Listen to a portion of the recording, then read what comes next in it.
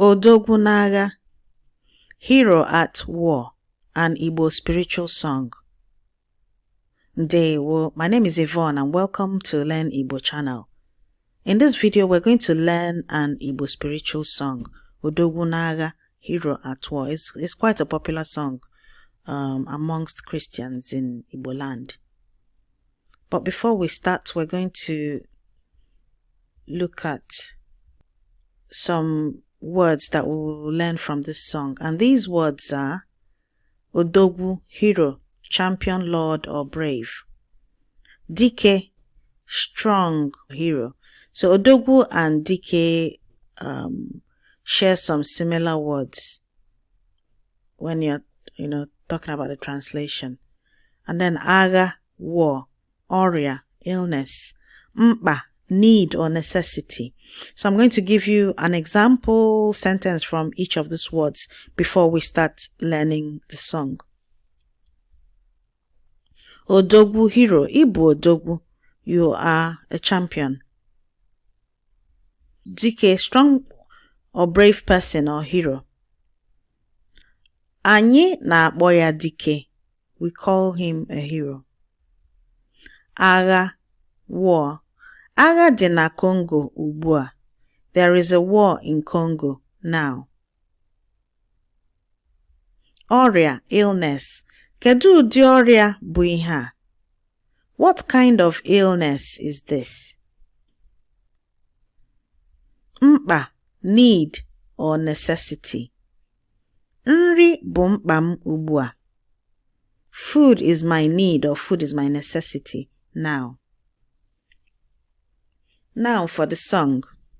I'm just going to sing the song twice and then encourage you to practice it as many times as possible. Ready? Let's begin. Ka anyị bido. Odogwu n'agha, Dike n'agha, Eze Jesus. Odogwu n'agha, Dike n'agha, onye na-eme mma.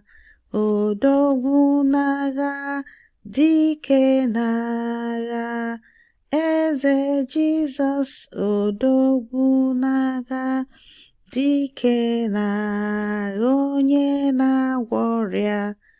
Odogwu n'agha, Dike n'agha, Eze Jesus. Odogwu n'agha, Dike n'agha, onye na-eche mba.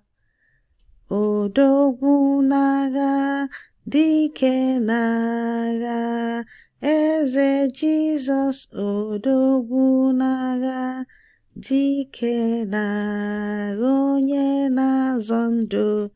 Odogwu n'agha, Dike n'agha, Eze Jesus. Odogwu n'agha, Dike n'agha, onye na-egbo mkpa. Odogwu n'agha, Dike n'agha, Eze Jesus. Odogwu n'agha, Dike n'agha. So I'm going to sing this song one more time. So it's basically the same chorus, and then different praise names are being given to Jesus, and then the same chorus all over again. Ready? Let's sing again. Odogwu n'agha, Dike n'agha, Eze Jesus. Odogwu n'agha, Dike n'agha, onye na-eme mma. Odogwu n'agha, Dike n'agha, Eze Jesus. Odogwu n'agha, Dike n'agha, onye na-agwọ ọrịa. Odogwu n'agha, Dike n'agha, Eze Jesus. Odogwu n'agha, Dike n'agha, onye na-eche mba. Odogwu n'agha, Dike n'agha, Eze Jesus. Odogwu n'agha, Dike n'agha, onye na-azọ ndụ. Odogwu n'agha, dike n'agha, Eze Jesus, Odogwu n'agha, dike n'agha, onye na-egbo mkpa.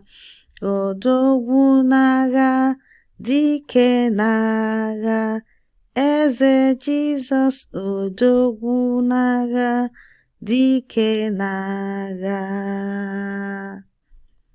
And so the 5 words we've learned, the 5 key words we've learned from this song are Odogwu, which means hero, champion, lord, or a brave person.